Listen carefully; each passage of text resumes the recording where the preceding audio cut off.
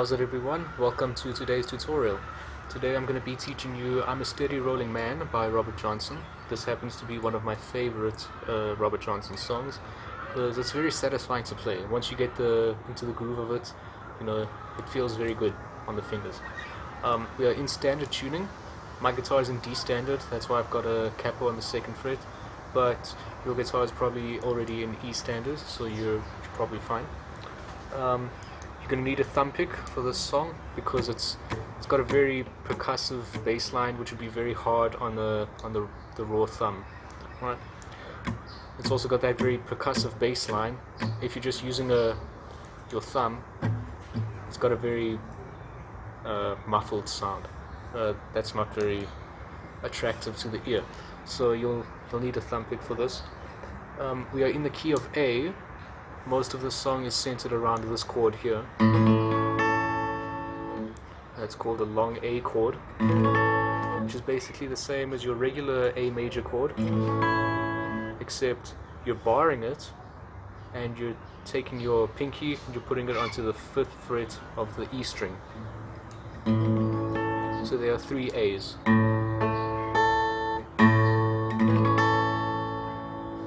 It's also nice and handy when you want to check to see if your guitar is in tune, because there are 3 octaves there. Oh, sorry, 2 octaves.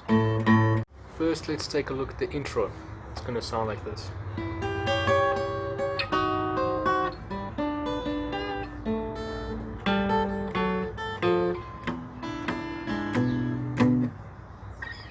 You're going to start with that same chord that you start with in Me and the Devil, or Kind-Hearted Woman, or Little Queen of Spades, with your ring finger on the 9th fret of the E string, your index finger on the 8th fret of the B string, and your middle finger on the 9th fret of the G string. And it's going to be a simple chromatic run downwards.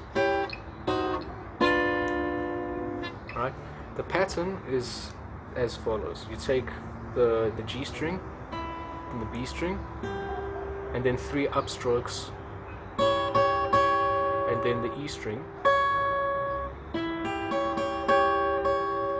Then you're going to shift 1 fret down and play 3 upstrokes, one of the 2nd and 3rd strings, and then one of the 1st and 2nd, then another of the 2nd and 3rd,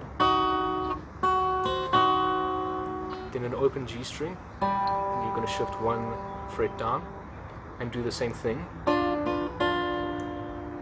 Or you can just play the individual strings. It still sounds good. And then a bend on the B string on the 8th fret. Just a small thing. Not a massive Hendrix style bend. It's just a...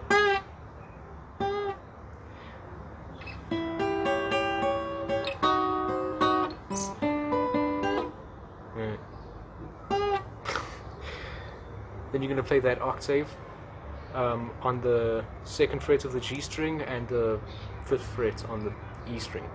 You're going to play that E string twice. And then you're going to play the turnaround.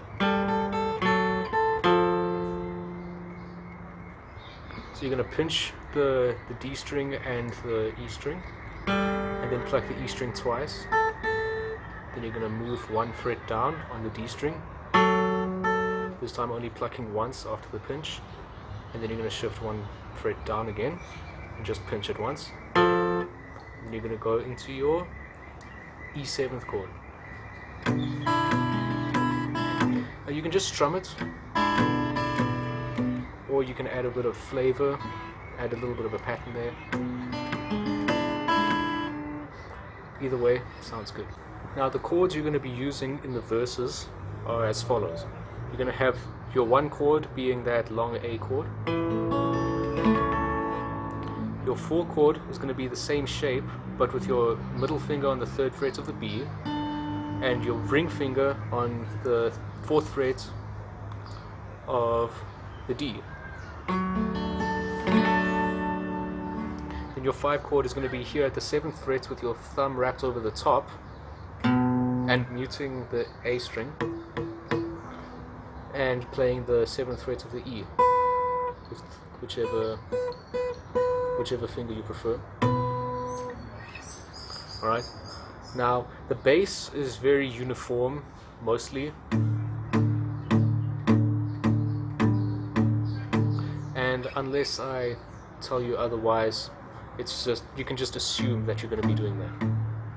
The melody is going to be on the first two strings, sometimes on the third, but that's few and far between. Right, so the first bar is with your long A chord, and you're just going to pinch the E string and the A chord.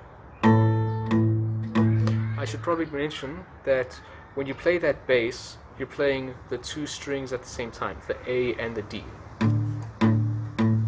So it's sort of like a power chord, right?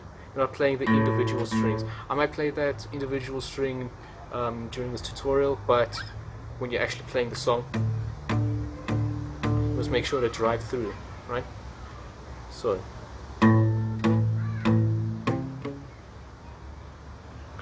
at the end there, you're playing the 3rd and 4th frets of the A string. And that's one beat. It's not two, but it's one. Then the next bar goes like this. So you're just playing the E string and the G string with that chord shape still intact.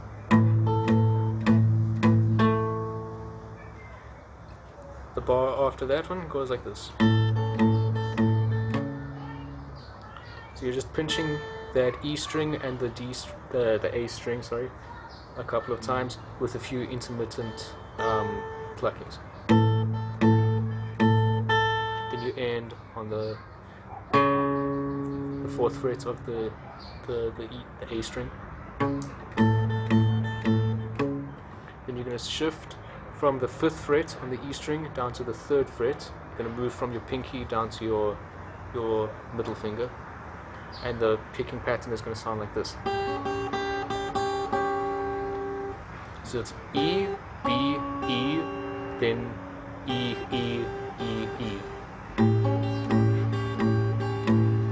And you're going to go into that 4 chord, sorry.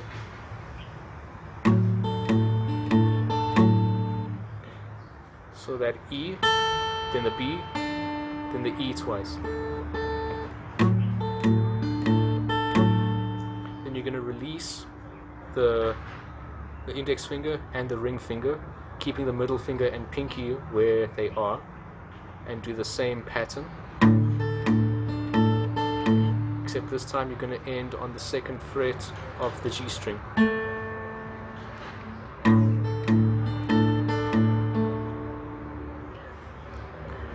The next couple of bars, you're just going to be playing that bass very uniformly. So keep that in mind. And the melody sounds like this. So that's the 5th fret on the E string 3 times. Then you move down to the 3rd once, and then you open the string and you play it. Then the 3rd fret of the B, then the open E string. The bar after that sounds like this. So that's the 5th fret twice, then the 3rd fret twice. On that 2nd plucking, you're going to pull off, then go down to the 2nd fret of the B, and then the open B.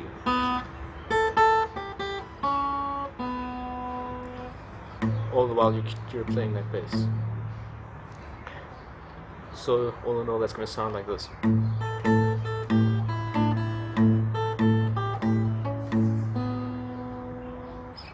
Then you're going to go to that 5 chord.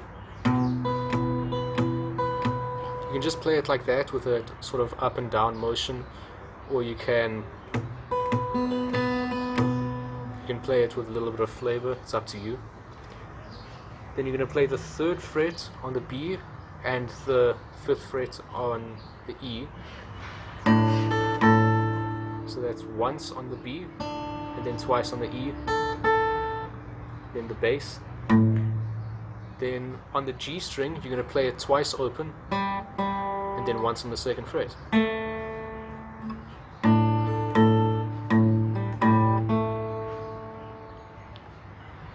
after that it comes, so that's 5 3 times, so 3 open, then B, E, B, while playing that bass.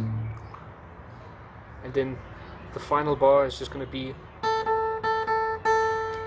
you're playing it 5 times with sort of a 1 2 1 2 1.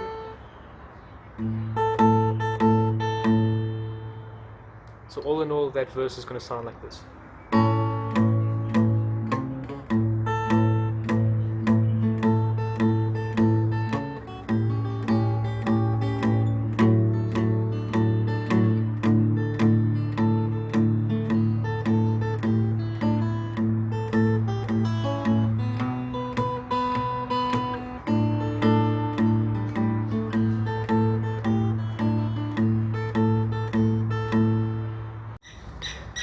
It's getting kind of dark out now, so you'll have to forgive me.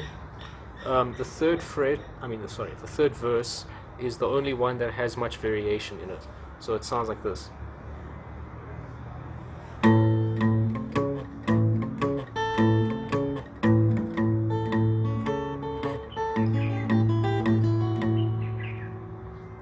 That's the only couple of variations, right?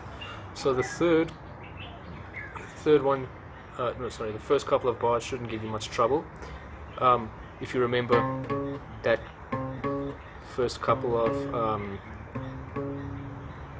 runs from the 3rd and 4th fret on the A string.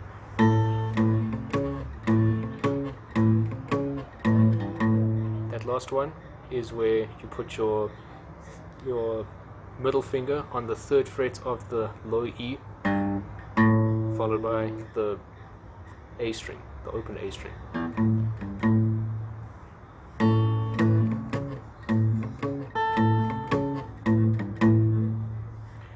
Next bar goes like this.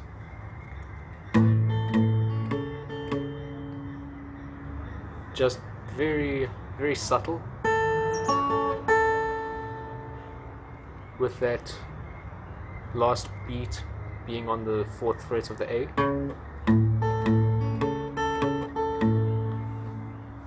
Then you're going to let that E string ring.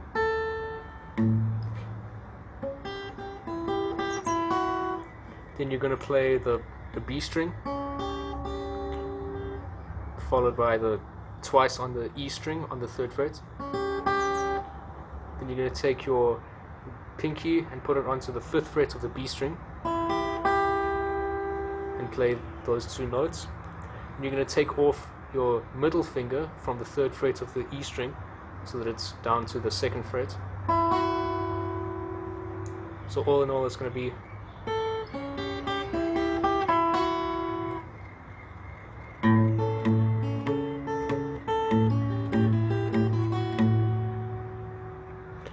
and that's pretty much the variation that you find in the 4th verse. Now let's look at the outro.